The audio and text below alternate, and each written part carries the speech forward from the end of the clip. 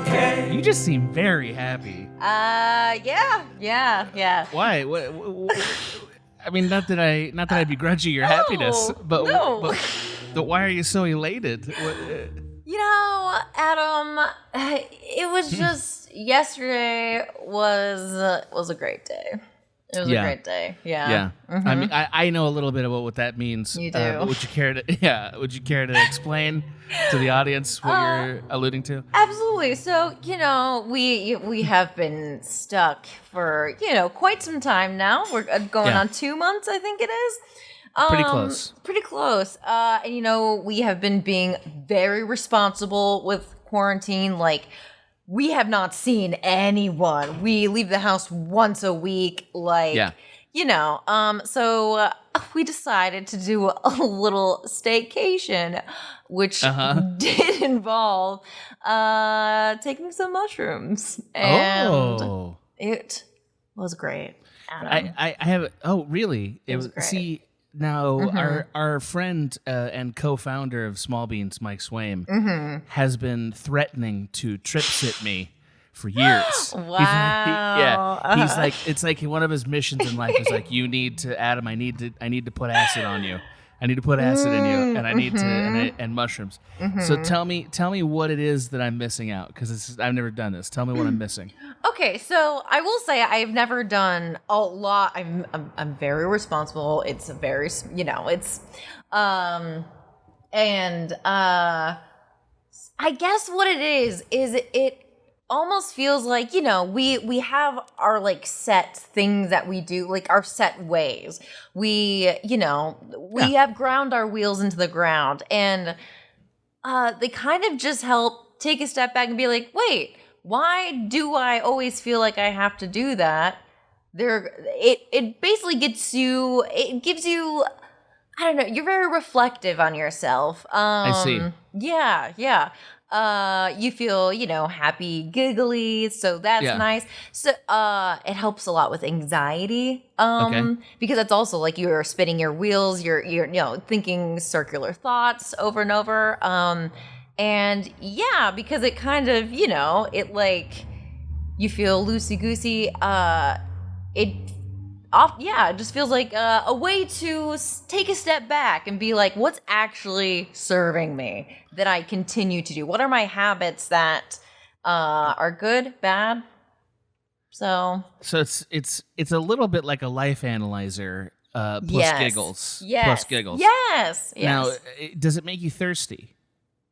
The literal kind? Yeah. Oh yeah, Will and I always make sure that we're both very hydrated. We have our snacks all set out. Sure. And then you became the mayor of Bonetown. It sounds like you and Will ran for office in Bonetown. Always. Yeah. We both won. It was a joint ticket. Everyone was pleased with your performance. Everyone was pleased with my performance. Yeah. But also, yes, life analyzer. And also, particularly for creatives, again, taking a step back, if you go into it thinking about a certain creative project, it is a way to, to, again, like, you've tread the same wheels in a certain creative project. It helps you take a step back and see different, like, approaches. Yeah. You've made a nice case here. You made a nice case for mushrooms. I felt like that was the specific aspect of it that I think would most intrigue you. Besides it being, and then there's also your hands are flowers. Like, your hands are flowers. It's a hallucinogen, right? You're seeing things. It is, right? but again, I've never had the most like hallucinogenic thing is so our bedroom 3 walls are very stark white. Yeah. And sometimes it'll just be like a hint of a rainbow. And it's very pretty. And you're like, I know that's not really there, but colors just kind of intensify. So the white wall actually looks a little bit purple because it actually does have cool undertones. And so Yeah. But again, I'm sure Swaim and I'm sure Dave have had. Oh, Dave! Dave was born on mushrooms. I know. They shoved the mushroom in his gullet right when he came out of that womb. They knew what they were making. Yeah, of course. His parents knew what they had wrought. Yes. Yeah, they knew. They knew. So, so you seem very contented. If only the audience could see with the clarity that I see, the contentedness across your mug. Yeah, man. You do. Like very chilled out. Mm-hmm. Like Maggie and I have been fighting the universe to record these podcasts. Yeah. We've had all kinds of technical problems. Adam was just talking about this. He's like, they don't even know how many times we have had to move our desks for this to work. It's Unplugging, true. unplugging. Yeah, lots of troubleshooting. Lots of troubleshooting. Maggie's kept a joyous grin across her jowls the entire time. Yeah. Whereas I have created a second person made of Raph. I've just cloned Raph and made them another full human. You've handled yourself quite well. Well, very maturely. So thank you, mushrooms. Thank you, mushrooms. Oh, you got a little plant back there. Look at that, like a little palm plant. Oh yeah, back there. well this one's fake, but over there I have a real one. I'll believe you. I believe you. Plastic. So it's plastic. How have you been, Adam? Thank you for asking. You're welcome. I've been quite well. I just finished a draft of my script. And so when I say a draft, this is draft 9. We finished draft 9 of it. But really, we've had one finished draft before this that was like we did it, right? And then we got notes, and this draft we feel is like the first finished draft since notes. So it's called The Freelancer. We're sending it out to a bunch of people for thoughts. Yeah. And we think this is the one that's going to just go out to our people. We'll see. If everyone's like, no, we hate this, and you, then I'll know that. Then I'll know we don't have it. Especially you. This writing's pretty good, but I hate you. If I knew that you hadn't written it, I would say this is a movie. Yeah. But now that I know you have, this is garbage, and it's what garbage looks like and how it reads. No, so that's nice, you know. I've been in some touch with just various scoundrels, various people have been flitting through my life of late, Maggie. Interesting. Yes. In the time of quarantine, that is whom are these scoundrels? I'm so glad that you asked, because you know my favorite thing about the quarantine is that people have enough time. They're like, oh yeah, that's a guy I know. So I've been getting tons of that's a guy I know contacts. Oh, interesting. Just like I got texts from people. It's like, holy shit, man. Because I'm not good at the work of friendship. I think you understand that. Like I'm not really very good at it. Right. One of our mutual friends, Damian Washington. Do you know Damian? Yes. Yeah, I love Damian. Damian is fucking incredible at it. He is incredible. He's so good at it. And he, of course, he hit me up. We're going to do a Zoom hangout and we're going to talk all about, it's going to be great. But the person in particular that I'm thinking of was a flight attendant who I met through church, but who I think the fairest way to describe our relationship is we dated, and it was like a brief dabbling in a whole other way of doing things. Oh, interesting. And she's had an interesting year, and I've had an interesting year, so we've kind of stayed friends.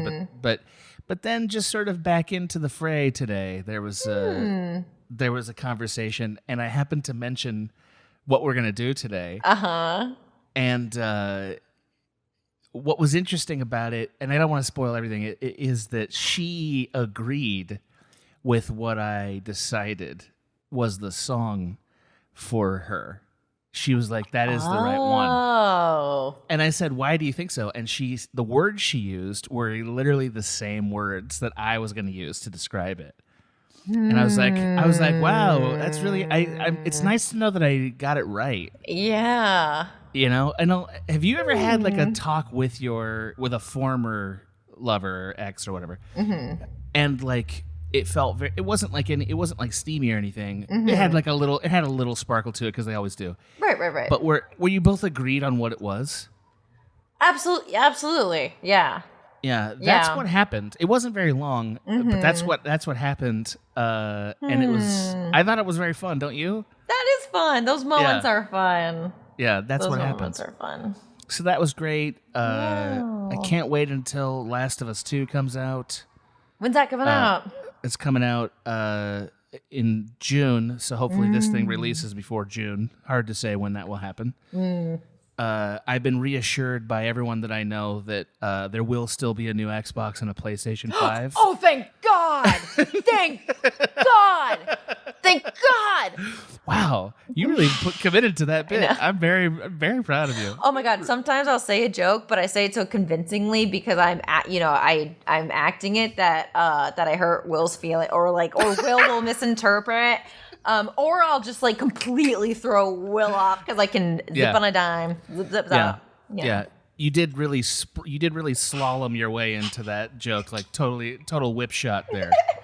Really enjoyed that. There's some real comedy whiplash going on here. Aww.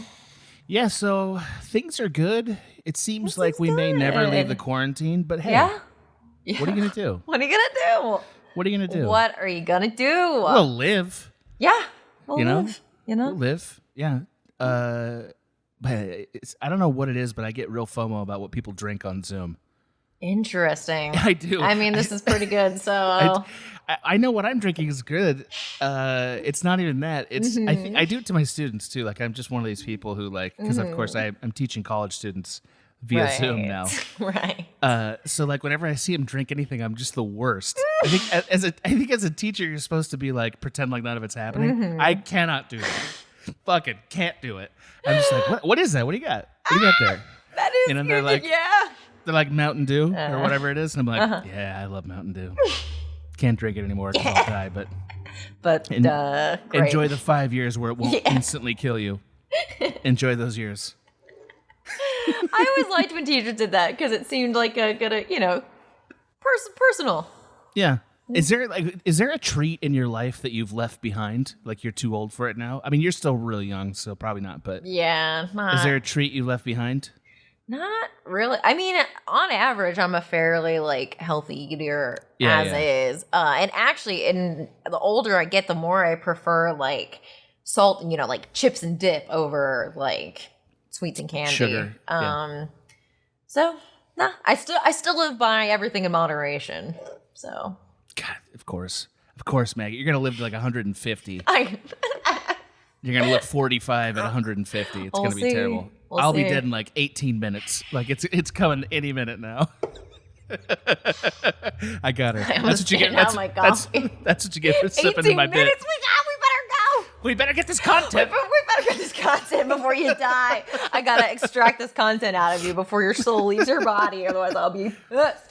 Oh, by the way, just watched Doctor Strange for the first time. Have you seen Doctor Strange? Yes. The Marvel movie? Yeah. I never watched it. That's like doing mushrooms.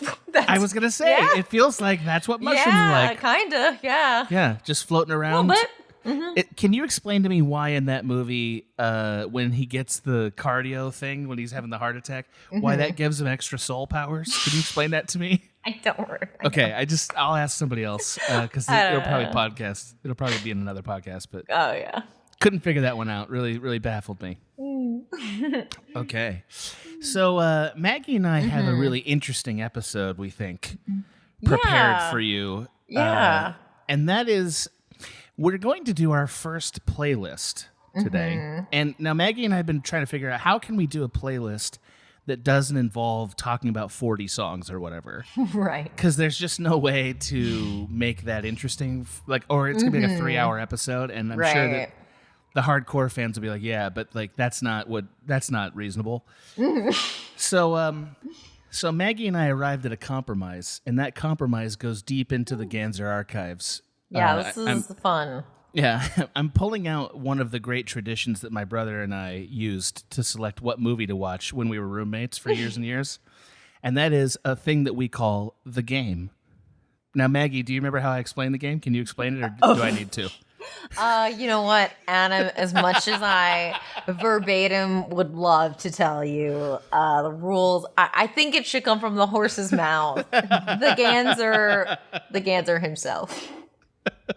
Take it away. It was very classy. Your refusal of the bit was very classy. I appreciated that. So, the game, it goes as follows, and it is a deadly game, Maggie. It is a deadly game. I'm prepared to die, so. And I have 17 minutes, so 3 of them will be spent on this game. So the way the game is played is as follows. Each of us, Maggie and I, will both present 6 songs on today's topic. And at the end of the round where we both presented all 6 songs, we will each have 2 vetoes. We will be able to veto 2 of the other person's songs from the playlist, prompting the final challenge, which we're going to call the Catapult Round. In the Catapult Round, a song that neither of us have mentioned or heard before will be introduced into the playlist to live forever. And from that, we will have a 10-song playlist for this topic. And we're going to try this format out for you patrons only. Hopefully, it produces a fun episode and also a good playlist. That's our goal. That's our goal. And then we can share the playlist with you. Yes, correct. I'm hoping... So, I don't plan to hear the songs in the episode. No. We'll have to describe them, but which is yes. fun. We'll definitely say who plays them and sort of the tempo and stuff. And then we will have, I hope, a playlist in the notes so you guys can just go and click on them and listen to them at your leisure. Just go. Just go, man. Just go. Just pop a shroom and journey down Listening Avenue. Wee. So that's the plan. Maggie, what's the topic we're covering today? We are doing our crush playlist. Mixtape, previous, translated to crush playlist, because no one uses tapes anymore. That's correct. Yes. It died with High Fidelity's coolness, probably. Obsolete, the whole idea. It really did. Yes, old crushes. This is gonna be a tale, a fraught tale. A fraught tale. Now, for clear transparency with the audience, we have heard a larger playlist that you're going to whittle down to 6, and as am I.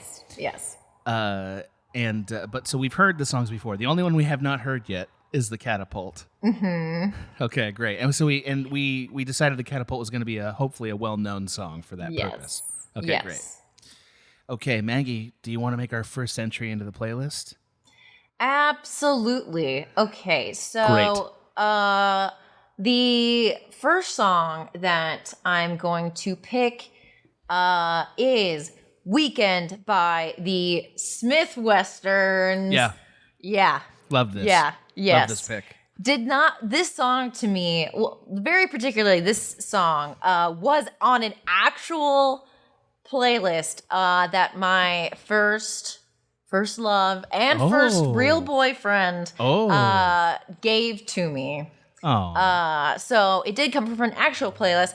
However, also the song in itself, even after that relationship, does that not just like describe just like the fun of being with the lightheartedness of a relationship. That's how I would describe your entire playlist, in fact. Oh, yeah. I noticed when I listened to it, I was like, oh, so Maggie's having a good time when she's having a crush. Oh yeah, like that's how your playlist felt very occasionally anxious, but mostly very fun and like excited and kind of bouncing around. Yeah.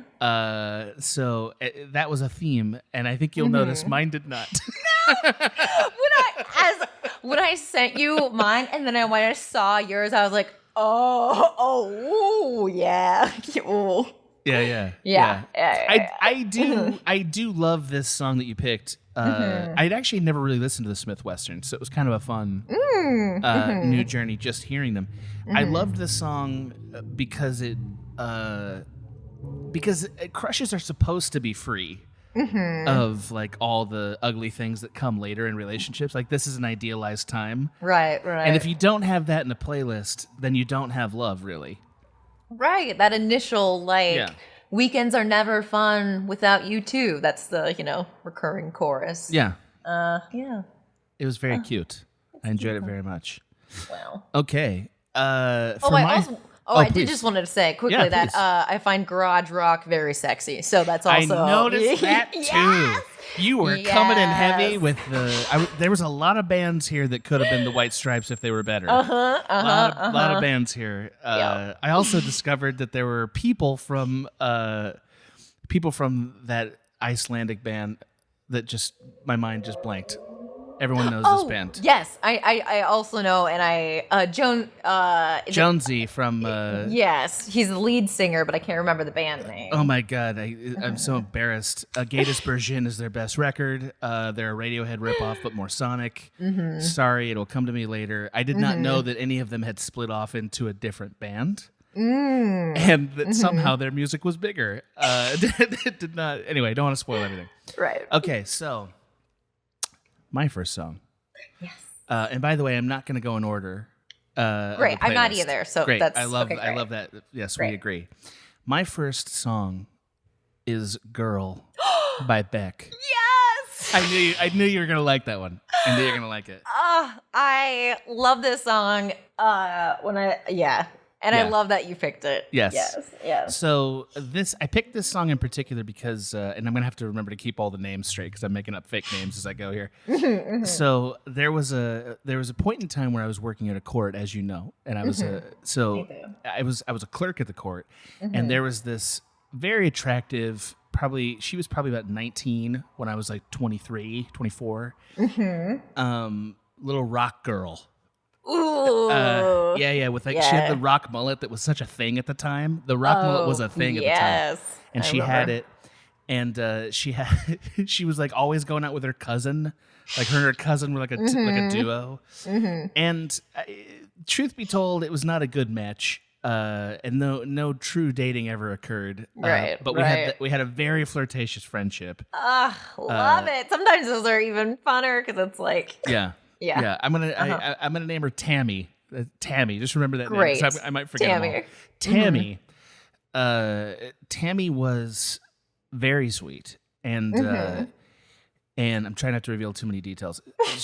So the reason I picked this particular song though for Tammy is that she and I did one hangout thing that was almost a date, and it was to go see Beck. Oh, yes. Man.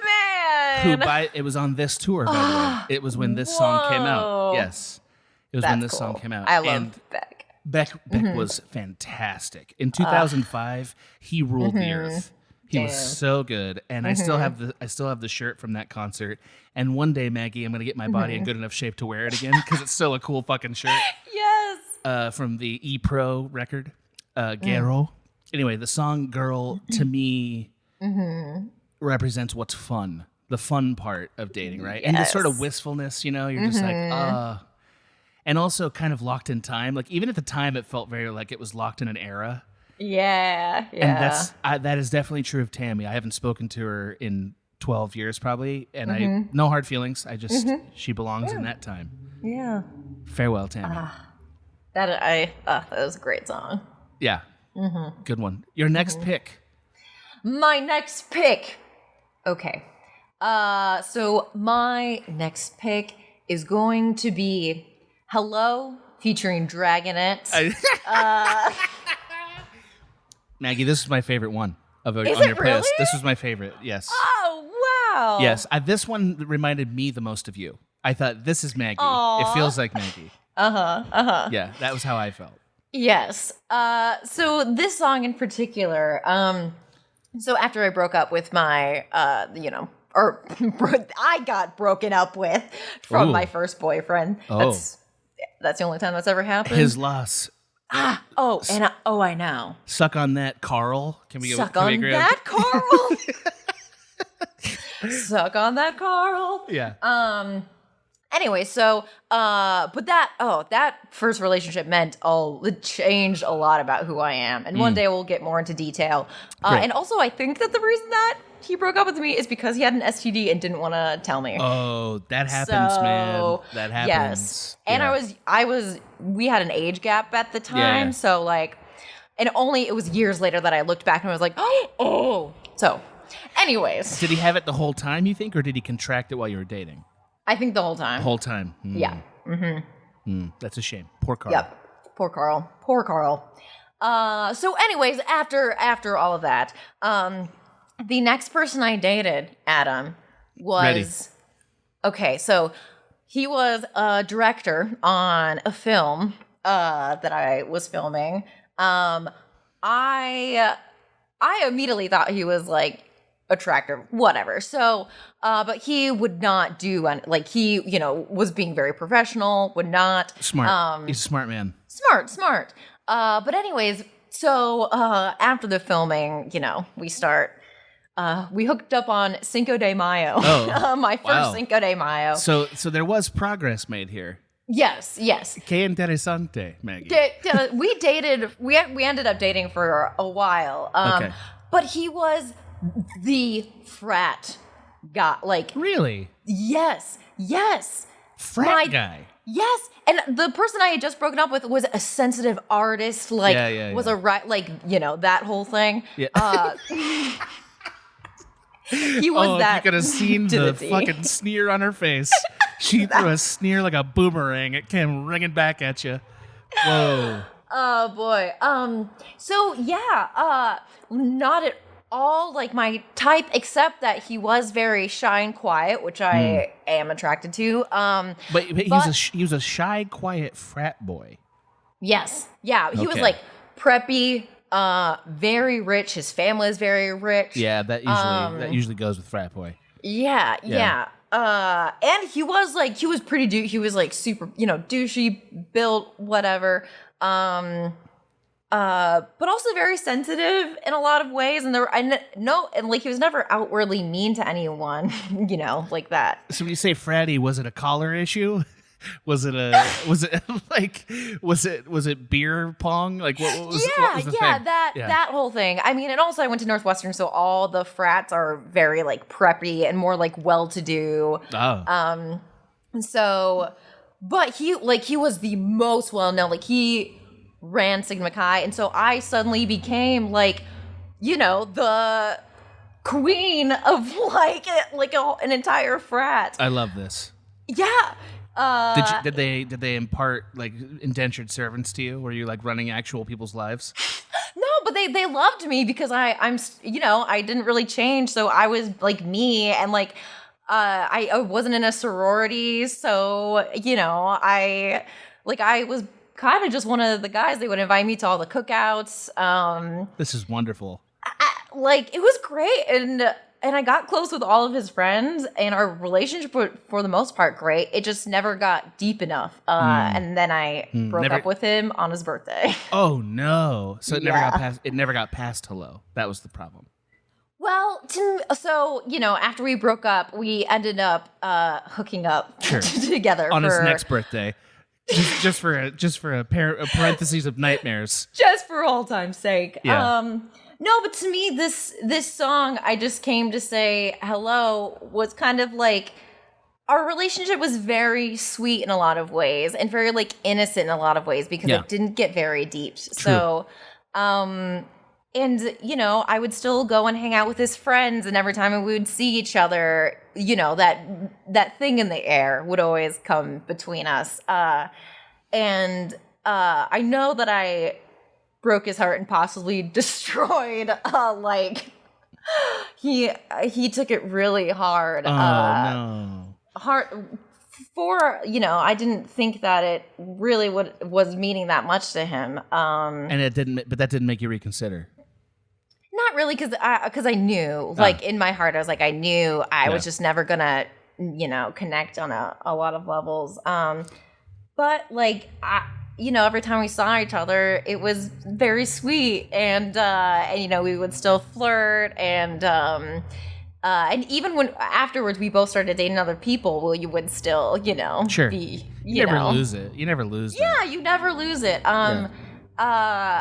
And also, because he was this,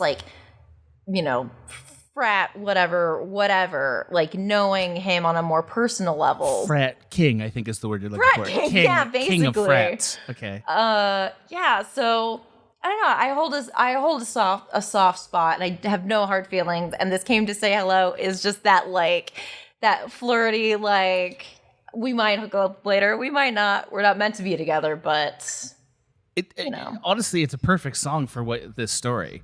The song really does feel exactly like how you've described this relationship. Yeah. Well chosen.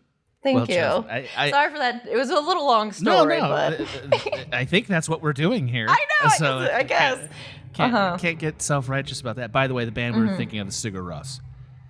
That's my God. Sorry to everyone. Sorry, all of you. Everyone. Sorry, humans. So the next song I'm gonna pick, Maggie, off my list. Yes. By the way, I just love about you how enthusiastic you are about my things. It's just it's very sweet about you. I really like that about you. I love it. The next song I'm going to pick is Parisian Goldfish by Flying Lotus. Now, Flying Lotus fucking rules. Fucking rules. Yeah. Have you seen their movie that they did? His movie. I have not, but I'm aware of it. I missed a chance last year to see him tour because I'm a dope. I became aware of Flying Lotus in around 2009. It was before Cosmogramma. The Los Angeles record was when I started listening to Flying Lotus. And then Cosmogramma came out and everybody lost their minds, as they should. So there was a woman named, now I got to come up with a name. Should have thought of this. A woman named Latasha, who I knew is sort of adjacent to a church group that I was going to in Long Beach. Okay. And this may end up being a theme, Maggie, and you may judge me for it, and that's fine. It was never a good decision for me to be involved. All of my relationships have been bad decisions. Yes, so. And I definitely, in part because she was kind of exploring her spirituality in a very new way, and then here comes a person sort of interrupting that process, which is not awesome, and I feel bad about that. And I was rebuked very soundly by several of our friends for it. And so much so that there was a month and a half where I just didn't see anybody. Like I just was like, it was really intense. It got very intense. I won't tell all that story. So the thing that this reminds me about her is that this song is very there's inevitability to it. Like once it gets started, it goes all the way. Like that's how the song feels. And also, by the way, there's an amazing music video for it. The music video is amazing. It's very graphic. I don't want to say that it is not. But it's basically a middle-aged black couple in a green cyc that's supposed to look like a dance floor, like an animated dance floor. And they are both incredible.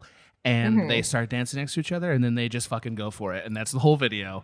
And it's so good. It's very good. Both of them are very entertaining. And it's just, you can't believe how far it goes. And anyway, the music video is amazing.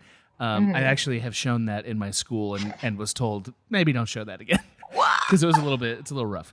So all that's to say, the thing that connects it to Latasha is that I knew before anything happened that, number one, I should not. And number two, if I did, it was going to get way out of control very fast. And it did. And nobody was hurt. Everything's fine. Nothing untoward occurred. Right.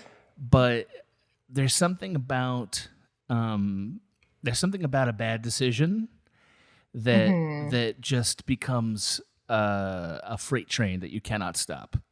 Yes. I think, and that's like part of what romance is. Like it's part of what dating is. Holding on for dear life as it. Yeah, it's that, but it's also that like it's fun, and so that's part of why you get carried away. But also like it's very overwhelming. And the attraction to this person was very overwhelming. And that's really all I should say about that. So that's all I will say about it. I still have fond feelings for this person.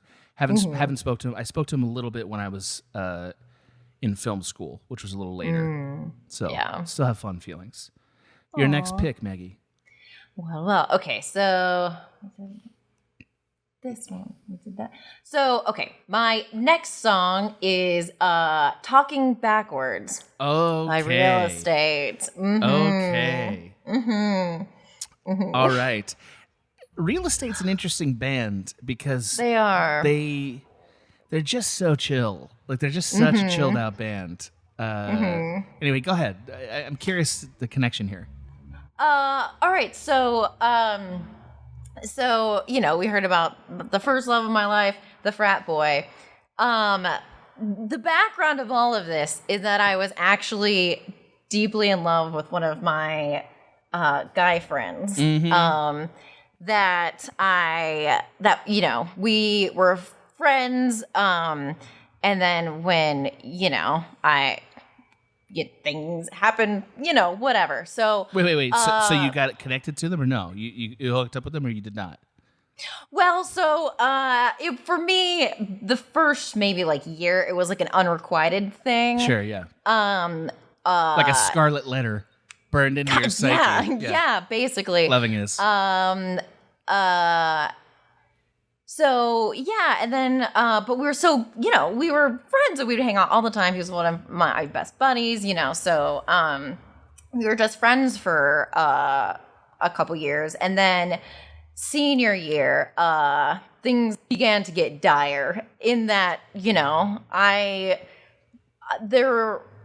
wasn't a person in my life that had ever been that for me in a way. Wow. Yeah. This is like the crocodile and Hook for Captain Hook. Yes. It's just like haunting you. Don't. But I mean, all compounded by the fact that we were friends, we were hang out all the time, and our friend group could see it, and and for him, there were a lot of very personal reasons. That person was also very religious, and it was it was a whole thing. But for me, it's just like, well, why not? Right. You had no reason not to. I had no reason not to. So anyways, Talking Backwards is a song that when we did end up dating for the last couple months of our senior year. And we didn't break up until we graduated. And the reason that we started dating basically is because we kept having these talks where I would be like, why? So you came at him pretty hard with it. Yeah, because I knew he was being afraid. It wasn't that he didn't feel it, and it wasn't that he didn't have the exact same feelings, and it was that he was afraid. He was at the time starting to go to medical school, so he, and he was the firstborn male, so a lot of pressure to get the degree and just put all of that in front of us, and interesting. So yeah, so Talking Backwards was the song that was kind of like our miscommunication, unable to speak our feelings or unable to work it out, really. But the song is so light compared to this story. Yeah. You didn't find a song that was. Well, I mean, for me, I think sometimes I like lighter songs when I'm feeling something heavier because it's like to counterbalance. Yeah, to counterbalance. I'm bringing this to the song, and this is bringing it back. I guess for me, it felt more emotional, and the song is just it's just Yes, you're just talking back. You can't verbalize it, and that's okay, and that's life. So yeah, it definitely. I'm very surprised to hear the depth of pain of this story, given that Real Estate was the song it was for. I know. What did you? I want to move on because I got to keep us going. But what song did you listen to when that was happening? We should save that for another time, right? I'm curious what music you were listening to when that was happening. Yes. Yeah. Let's save it for another time. Okay. Great. Yeah. Great. That's a good conversation. We'll have it. We'll fucking have it. Oh no. Oh no. What? Okay, no, I pushed play on the playlist by accident, which can't happen because I don't want people to hear it. Thank you. So, my next pick. Yes. God, I'm really stuck. I've picked Girl and I've picked Parisian Goldfish. My next pick, because I only have 6, is gonna be Dick Lips by Blink-182. Yeah. Dick Lips. I hadn't listened to this song in 20 years, at least. It'd been so when I was in high school, the very end of high school, I dated 2 women in quick succession, and I was horrible to just a horribly thoughtless person when I dated these 2 women, because to this day, Maggie, one of my many flaws is I don't really know how to date well. I'm not very good at it. Interesting. What do you mean by that? Can I ask? Thank you for asking. Which is now a thing I've started to say because of school. Thank you for asking. I say that. No, I say it all the time because a lot of times it's a way of quelling a sarcastic remark. Like I do it all the time. Thank you for asking. Thank you for asking that. Anyway, so I think there's an art to dating that is sort of, it's a little bit sort of knowing what the format is, like a little like knowing how it works. Right? So that involves like, this is things that make women just generally feel cared about. Right. I didn't know any of those things. Like just didn't, somebody probably had said them, but they didn't sink in. In high school, I had a very hard time, I think, seeing anybody's feelings but mine about probably anything. I would say thank God for some painful experiences in college that interesting taught me to be empathetic. But so anyway, so I dated 2 women in quick succession. The second one, I don't know how to describe her exactly, other than to say that there was a little bit of there was something dark about that relationship, and I don't know what it was. It wasn't. There was nothing bad about how it went. It just felt like a little secretive, and like there was weird controlling things going on both sides. And one of the things that I remember us doing, we did a lot of. We used to drive around in her car a lot. A lot in Allie's car. Allie, great. Allie, thank you. So we used to drive around in her car a lot, and then we would stop and just kind of hang out and talk somewhere. So one time I was like, oh, I have a new interesting date idea. Let's listen to a record together. And the record was this record. It was Blink-182, and we both bear in mind we're both like very conservative Christian kids. Right. And the song Dick Lips comes on, and it's very funny. It's just a very funny song. It's very funny. It's really funny, and it was a little bit of like a ooh, like we're listening to a thing that's like a little bit It's naughty. Right? So like that kind of became a song that we used to like listen to once in a while, you know. And I used to like do a shittier version of the guy's voice sometimes. And also I just think there's something about it that's awesome. I don't know what it is about this song, but like. It's a little bit kind of like, yeah, who gives a shit? Who cares? Like, you know who the song actually reminds me of? And this is going to make you laugh. It reminds me a little bit of Abe. You know what I mean? Just like a little bit. Like, yeah. Because Abe is very much I mean, you know, I love Abe, and he's one of my best friends. He's very much I don't care about what everyone thinks guy. Right. Like I'm not gonna let other people tell me what to do guy. And this song has that flavor to it. But in kind of a like a fun way. It reminds me of him a little bit. Anyway, I hadn't listened to it in a very long time. That relationship, the story of how it ended and what came next, I will say for another time. Ooh, okay. But Dick Lips. From Blink-182. Also, because I needed something from that time. Of course, yes. Yeah, I needed something from that time. Yes. Your next pick, my friend. My next pick. What number are we on? So you've picked 3. This is 4. 4 of 6. Yes. Okay.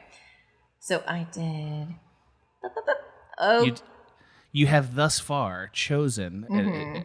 You've chosen Hello. You've chosen The Weeknd, and you've chosen Talking Backwards. Right. Okay.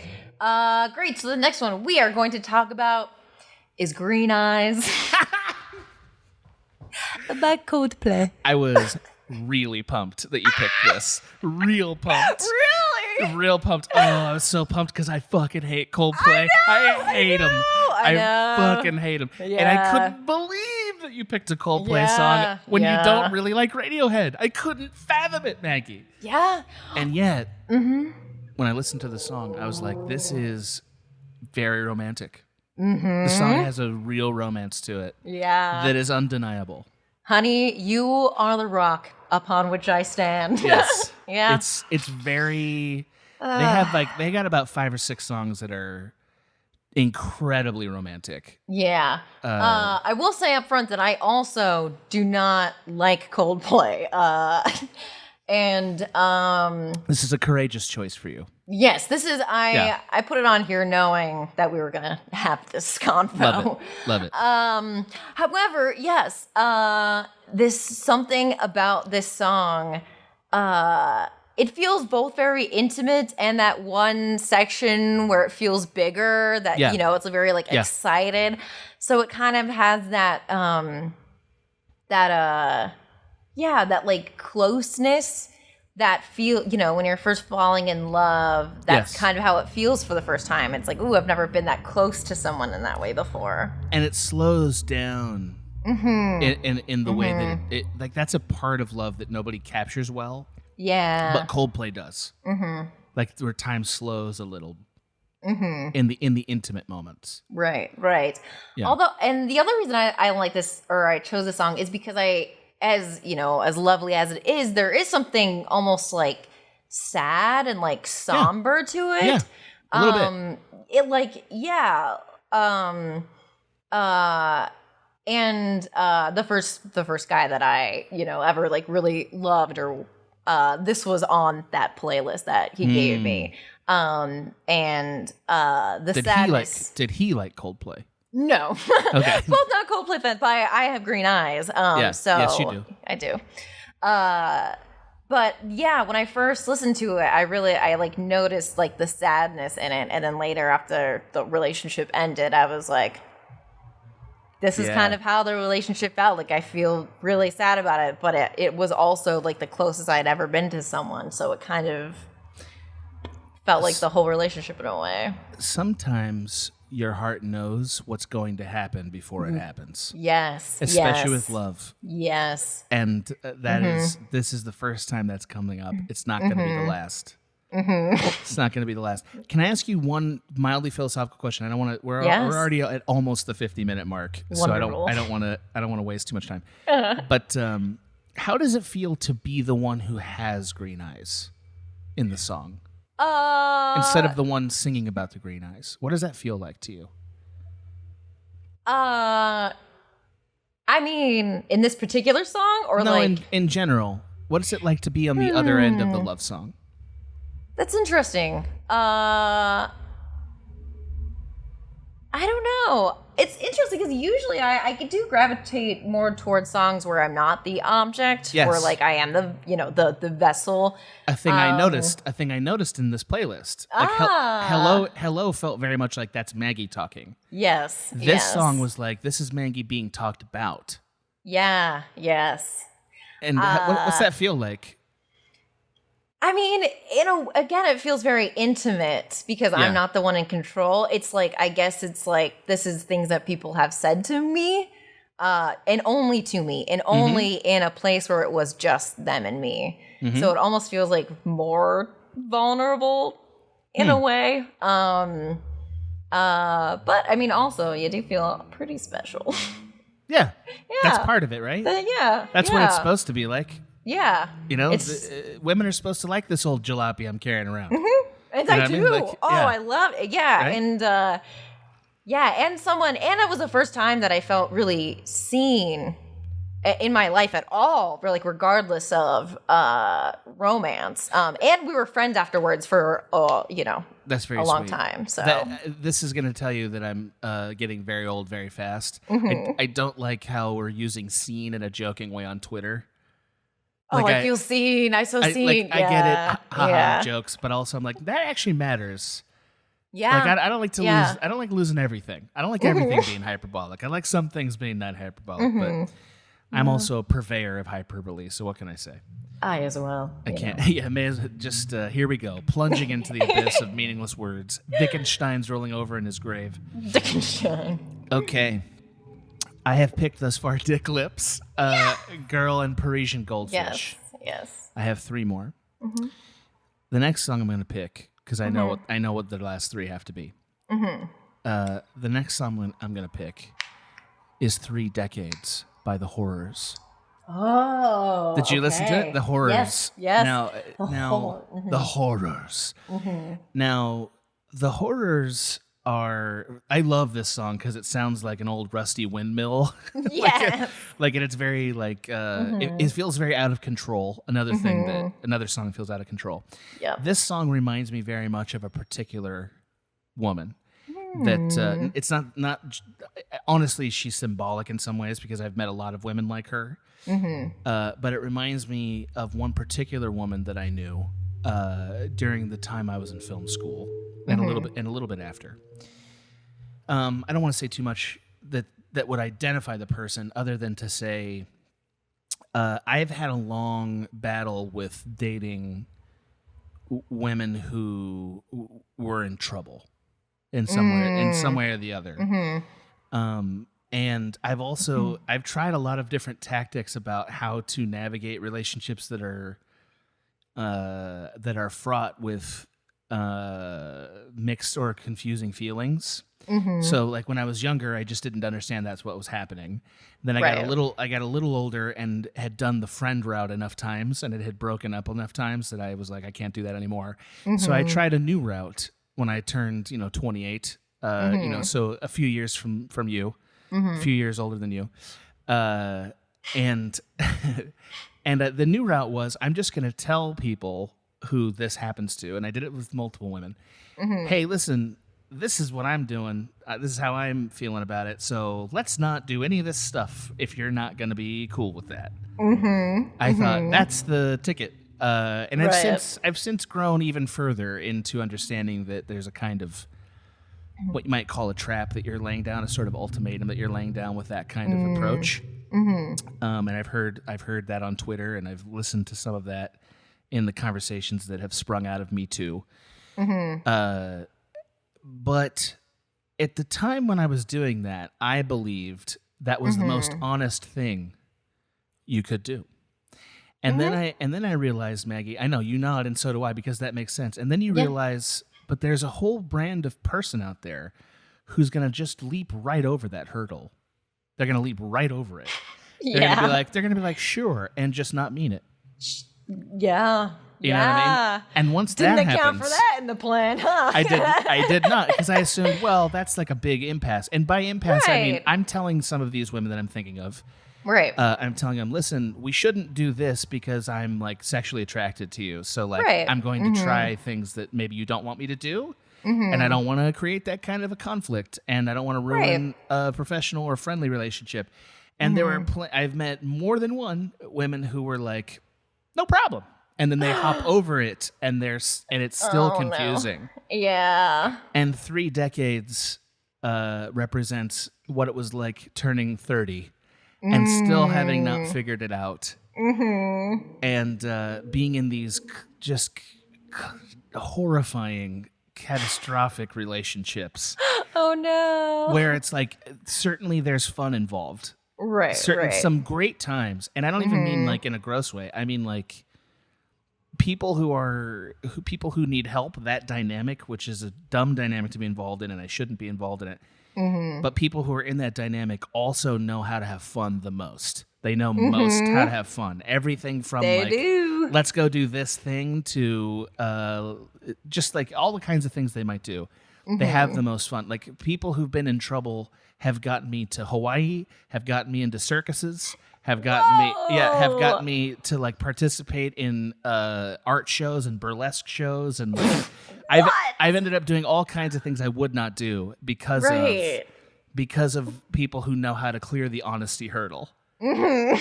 You know what I mean? So funny. Yeah. And 3 decades is about that type of person. Wow. A person that I started dating probably around 27 and haven't totally stopped dating, but have dated as recently as a couple years ago. Wow. I have not yet learned my lesson, Megs. 3 decades. Although also fucking awesome song. There was one moment in particular I like that song a lot. There's one moment in particular with one of the women who this typifies, where I was driving to a set, and the set was in the middle of a forest. Okay, I'm sorry, not a forest, a park. It was in the middle of a park. Whoa, okay. And I was blasting this song on my old Tacoma, because I used to drive a Tacoma. I was blasting the song, and we were flying 70 miles an hour in the middle of a park, narrowly dodging trees and stuff while we were getting the set. And it was real dumb and real fun, Maggie. Wow. I never encourage people to live that way, but I've done it. Yeah. 3 decades. That's great. Dang. You're up next. I'm up next. Okay. Trying to figure out which one to get into. Let's do Ship Shape by the Modern Skirts. I'm so glad you picked this. Great. I'm so glad you picked this one. What did you think of this song? I hated this song. I hated this song. Interesting. Yeah, this is my least favorite on the record, or on the playlist. Yep. Because it doesn't feel musical. Like it doesn't feel joyous. It feels noisy to me.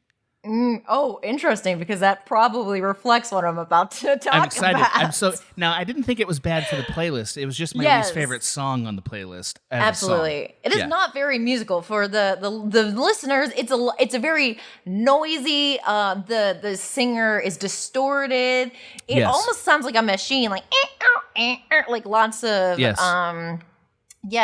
speaking of machine, the reason I picked this was because, Adam, I know I've talked about the, relationships that I've been in. But between every relationship, Maggie was a wild child. Not a surprise to me. Ooh, I mean, my background of going to Catholic school.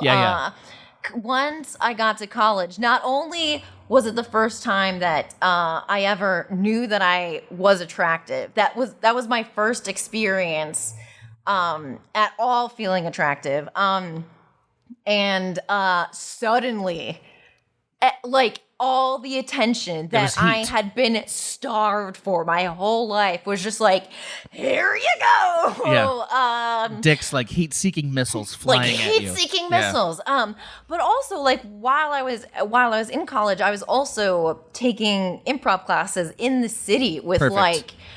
so I was simultaneously going to college parties while going to Chicago improv parties. And everyone knows that's the same as a Bacchian orgy, basically. Oh, it's absolutely. And me being the young, this young, this whippersnapper who was amazing at improv also.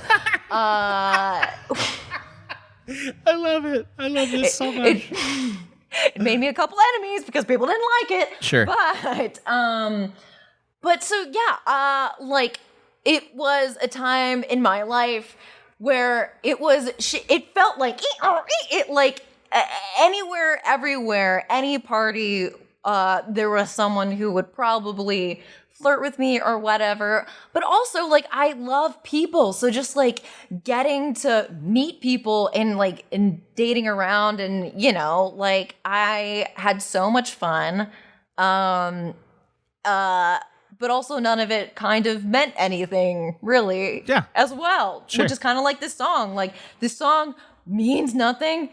It's them about kind of having mechanical sex, which I wasn't even very sexually active at the time. It was more making out. But it was with everyone. Insert face.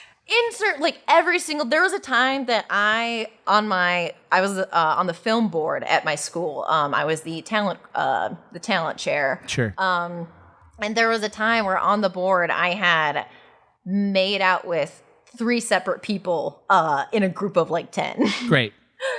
And was there any sense that there'd be consequences at all? None. And there never really was. No, zero. Yeah. It was just a wonderful time. My acting class, all the acting classes would have parties where every single person would make out with every person. Oh, great. Like, sure. Yeah, just to be like, well, we're an acting class. We have to be open and vulnerable. So, you know. So we may as well shove our bodies into each other and just figure out how it works. Yeah, but that was the norm. So that just, you know. Yeah. But also, I mean, having acted a very little bit, I understand how to be a real actor, you must think of your body as a tool. Yeah. As a conduit, and and even though I don't think I could do things like that, I don't think I could. Yeah. I understand why actors do it. And I don't think it's just an excuse.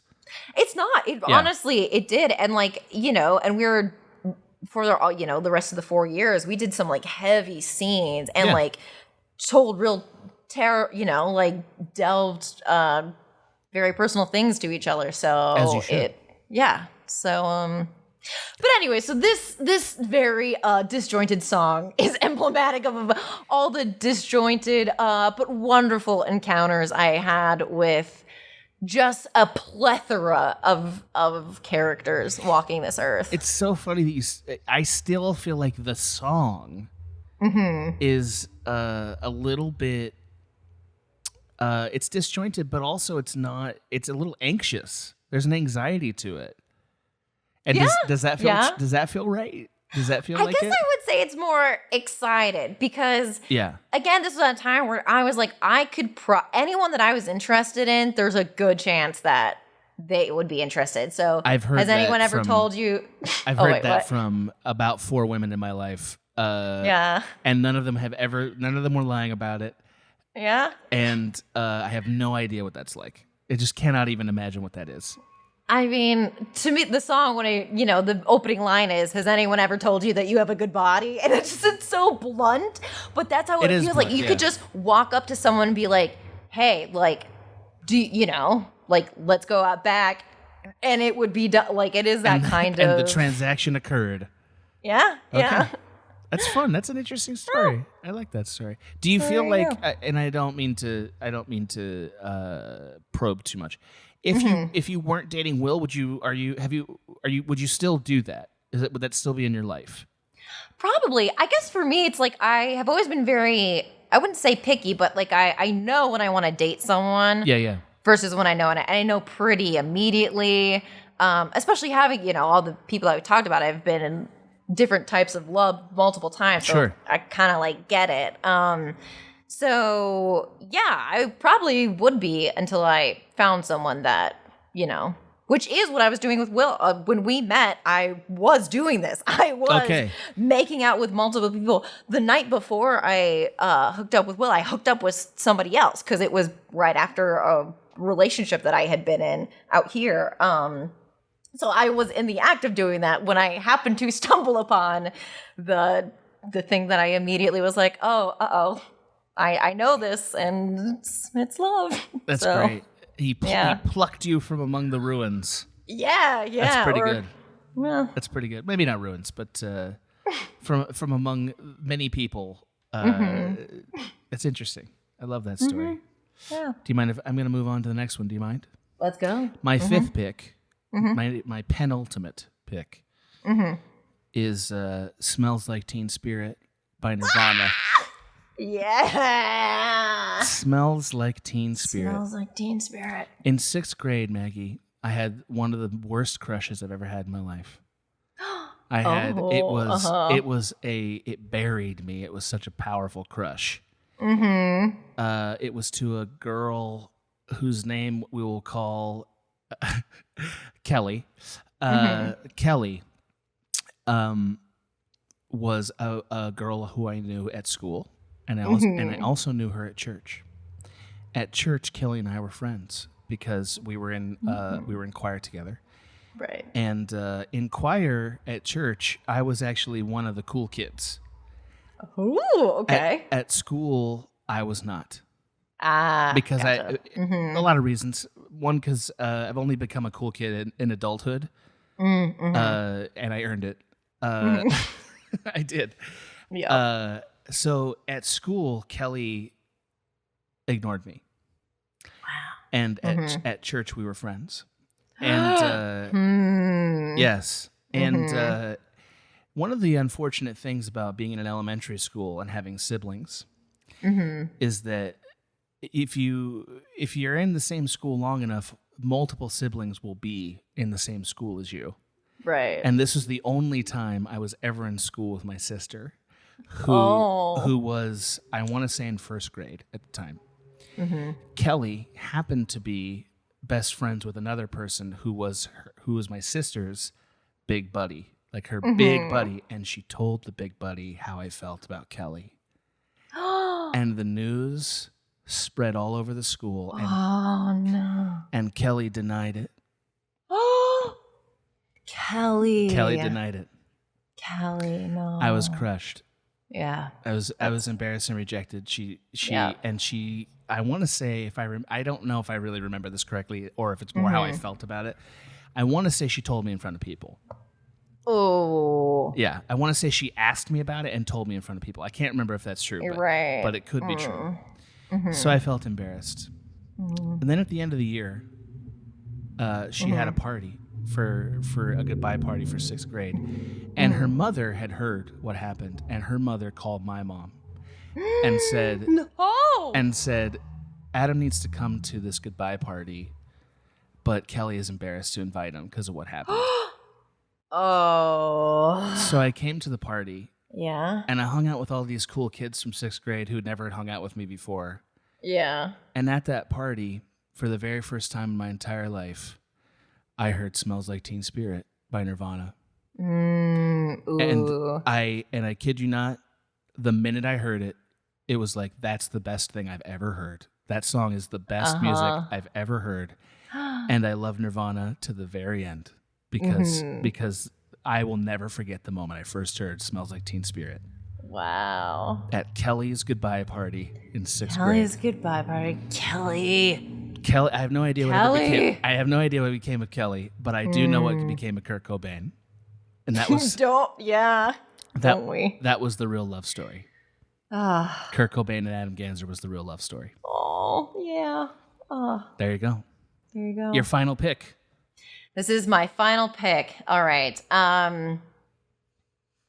The last one I'm picking, this is tough because, it's hard. It's hard. You're killing your darlings. I think I'm going to do Whistle by Sporto. Oh, I knew it. I knew you were going to pick Whistle. I was like, Whistle's going on this playlist for sure. Yeah. Sorry, so can you say the band again? Sporto Contest? I believe, I think it's Sporto Contest. It's kind of an older band. It's an older band. Yeah. And I think it might be one artist. I'm not sure. It's an older band. I had never heard it before. So I'm curious, why Whistle? So this song, the reason I put it on the playlist was, so my friend who, I was, in love with, we, didn't date forever. Finally, when we started dating, this was a song that I put on a playlist for them for their birthday. But it also, I think, was how happy I was, and how happy and how I almost can't put it to words. It's just I can't tell you what's in your mind. We just work. And then also, but then the end of the chorus is always, but I have to be free, which is kind of which is kind of I knew that this relationship actually wouldn't last. And I kind of know that this is only temporary. And I also know that as we were dating, as much as I, loved him, and I do, I felt very much like a soul, we felt like soulmates. We felt, very connected. Just everything else about it was just never going to work. Our ideals were very different. Our priorities were very different. Our life paths were very different. So, this song to me captures both how like sporadically happy it was to, finally be together while also being simultaneously not undercut, but compressed. Compressed, yeah. That's how the song feels. Yeah. The song feels very like it's too fast. Yeah. Like it's too fast. And it's like pushing you. It's too fast. It's very anxious. Chaotic. Interesting. Yeah, there were about 4 songs on here that I thought were anxious. You didn't name them all, but this is one of them that I was like, it feels very anxious. Oh, but also like there's parts of the song that feel almost like they're like yearning for that person. Yes. Like they stretch out, and that is how I felt for 4 years. This just like like an which was like maddening. And also this song is pretty wacko, and that's basically how I felt, because it's like this yearning that is just not being met, and so you just are in this like constant there's a kind of stirred up panic to it. That's interesting. Yeah. I like that you have summarized some of your relationships multiple times. Because I'm going to tell you right now, I do think we need to do another podcast eventually on this exact topic. We should, yeah. Because there's many things being left out. There is, and I can tell that's true for you too. Yeah. Whistle. Okay. Yeah. Did you like this? I'm curious what you this thought. is the other song I did not like. Interesting. I wish I could say all the songs that you, because there were several that I really liked that you haven't named. Yeah. But I don't want to ruin it for everybody. So, but I didn't hate this song. I just felt like I just felt like this feels detached. And some songs you picked really didn't, and this one did. So forgive me. I don't. I hope you don't feel personally judged by it. No, not at all. Okay. Not at all. Again, I'm bringing all my baggage to it, so it's always like Right, and I cheated a little bit because unlike you, I didn't always pick songs that were about the feeling I had. I picked songs that sometimes were like a memory or a thing that happened. Right. That's valid too. That's Well, I tried to be a little creative in how I picked the songs, just to not telegraph all of my feelings. But my final song, is an unavoidable summary of a feeling, and that is "Who's Gonna Ride Your Wild Horses" by U2. This song is the story of a girl named Shannon. I've referred to her before. Okay. And all I can say about it is, just because I know not everybody's going to listen to all the podcasts, Shannon is the girl who I would describe as being the closest I've ever felt to love. Oh, I do remember. Okay, yes. And I was friends with her from the very end of college all the way to, we're still friends. We've talked in the last year, but the romantic part of it was over after about 2-3 years after college. So, which means that she was around for one of the 2 worst moments of my life, which is when I was kicked out of the church. And she's part of that. Not part of why it happened, but part of that process. Right. And Shannon is the person who started me smoking. I smoked for 15 years. And Shannon and I would dance around twice a week. Shannon showed me that I was good at dancing. Shannon and I had talks that if I was just to play back for you what was said, you would wonder if it was just fear that was keeping us apart, or if it was some very irresponsible things that both of us were saying. She's the only person who's ever made me vomit because I was sad. Oh, it's okay. Yeah, I don't want anybody to feel bad. No, but I, yeah. But Who's Gonna Ride Your Wild Horses is one of my favorite songs. Easily one of my favorite songs. And I knew as I listened to it when she and I were hanging out that it was going to be our story. Oh, wow. I always knew. Wow. I always knew. She's not the only person I've had that feeling with, but yeah. But it's like you said, sometimes you know from the beginning that this you already see the end. Yes.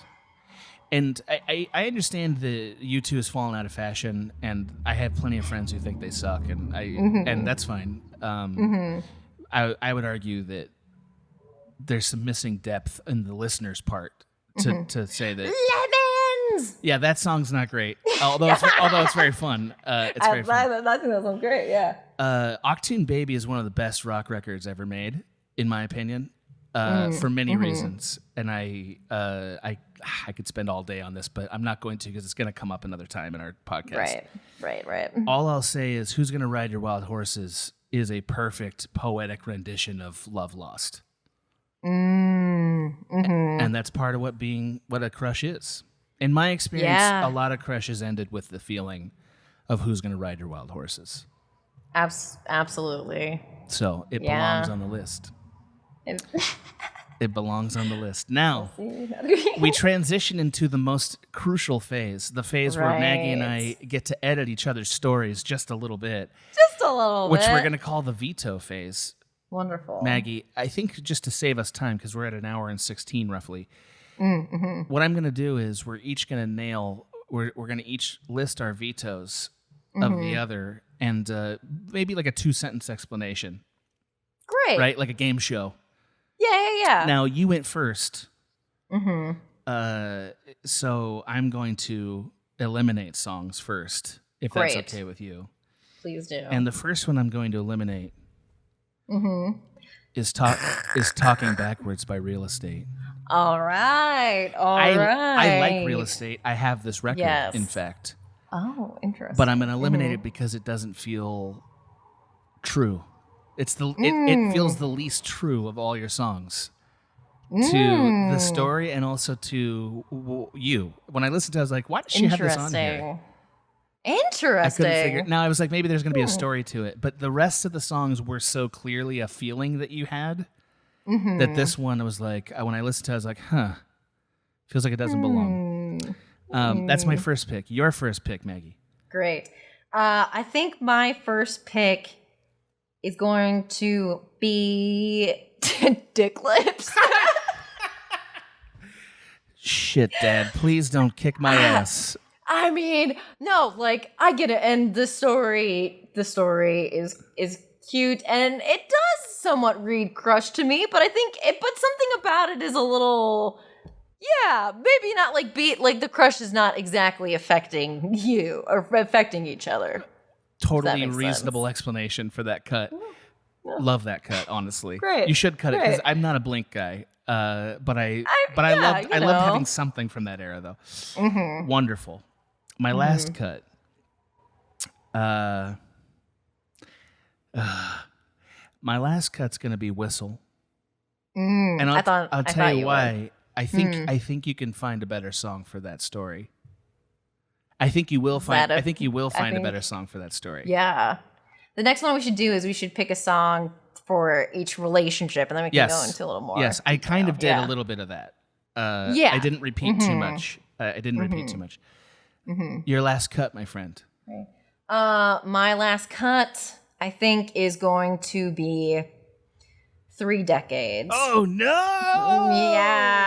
Yeah. And not for any other reason other than the other ones just stuck out to me more. I liked all of them. I wish I didn't have to cut. But if I was to put them in order of the story and the song. That's interesting. I think I would. Maybe because I was a little vague about the stories that I could tell. But that's because I didn't want to get anybody in any trouble. Right. That's fair. Also, it's not a very romantic song. It's a little bit more of a crazy party song. That's true. I can't tell you how many times I listened to You and Me, the Walkman record, and thought about, does this fit anywhere? But it did not. Now, so we've eliminated 4 songs.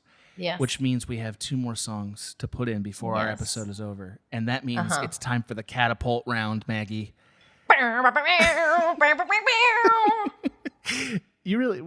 should have considered having you sing the theme song. Although I love what Cody did, so I don't want to. I love Cody. Me too. Cody's theme song, it actually tears me up sometimes. Yeah, it's good. The Catapult Round. The Catapult Round, to remind the audience, because it's been about over an hour since we last discussed it, is a song we have not discussed at all that neither of us has heard, is thrust to be engraved permanently on this playlist to capture some sentiment that has not yet been discussed. Maggie, what is your catapult?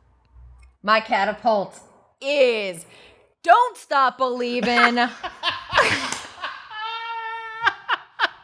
Yeah. Oh, God bless you. Stop. Wow. So, yeah. Wow. Yeah. Wow. Yeah. Why? Yes. Why Journey? Why Journey take us? So Journey. The last song is actually going to take us back to the earliest. I haven't even talked about this early yet. Is in high school, our senior year, as I've alluded to in previous episodes. My class got very close, and we very much loved each other. We felt like family, and this was our class song. Both ironically and unironically. Yeah. It was ironically pushed on us, but also we did love each other to the level of this song. I love this high. Like, I can't even understand what that means. I know. I don't know. I know, like every time I bring it up or talk about it to anyone, people can't understand it. Yeah. It's like, one day I'll write a kids series about it because it's great. Just School of it's Fishes, great. the story of a class that loves each other. Yeah, but so this particular song, just we sang it together as our grad night. Yeah. We sang it as a class together. Yeah. Wow. There was a night in Disney because every other year the band would get to play at Disney, which is very cool. There was one night where we were like late waiting for the Amtrak or whatever, and we just burst out into singing like "Don't Stop Believin'," and like it had been after like a really long day where we had all just been hanging out, and so in a way there was it wasn't, we all kind of loved each other, right. and I had never dated anyone at that point, so it was like I was very excited to leave and right. And find out what other types of love there are. But this is love for a group. Yeah. This is like a group crush. This is like group crush, group love, like interconnectedness, voices singing together. Wow. You know what? God, you know why I love you, Maggie? Because you think of things I would not think of. No matter how hard, really? No matter how hard I thought, I would never have come to an idea like that. Whoa. Never. Wow. I would never have come to an. I love that. I think that's so interesting. Also, it's so interesting for that song, because that song is like a karaoke jam. Yeah. It was completely redefined by The Sopranos. Did you ever watch the Sopranos finale? My God. Mm-hmm. And it's like a cliche, but it's a cliche that we all love. Right. For the right reasons. Yeah, and I think we had both. Like we knew that we were being cliche, but we were also being because the feelings were actually real.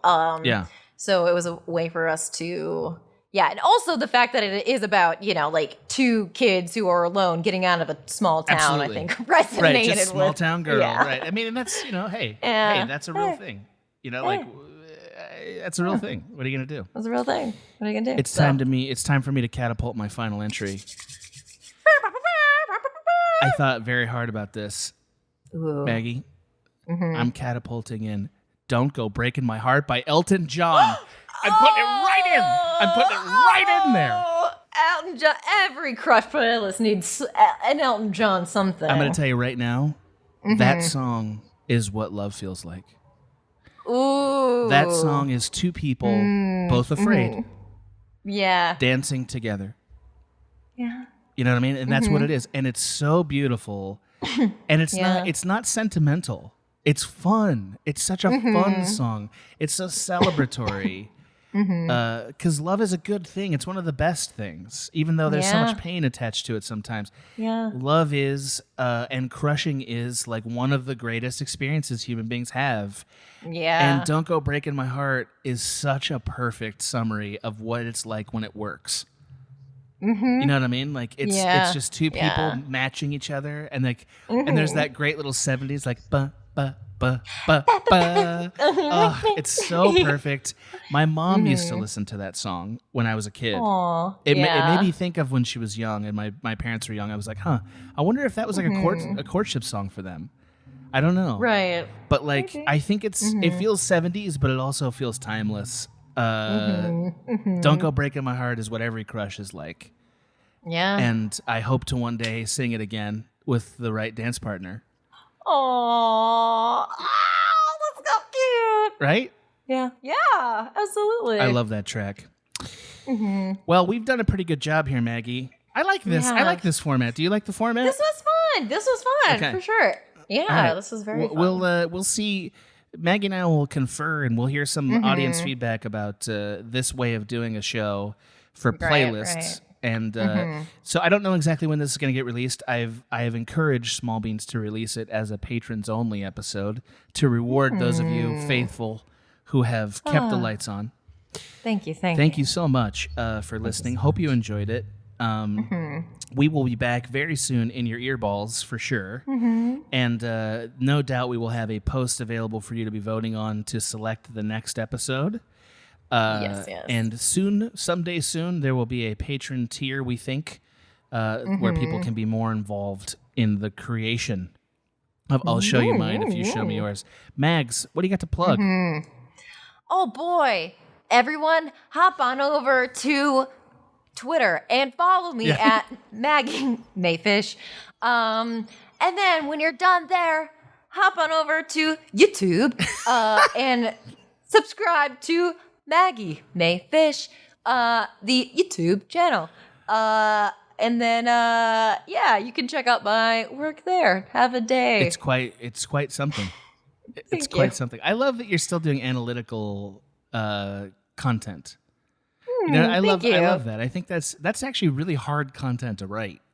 It is. It tickles my brain, and it helps me in other areas of that's good. Work. So you can follow me on Twitter at The Real Gans. You can hear other podcasts that I make on the Small Beans Network, including One-Upsmanship of the video game podcast with my buddy Mike Swaim, and Director Piece Theater, my I guess movie podcast, but it's really about the art of low art films with my fellow director Abe Epperson.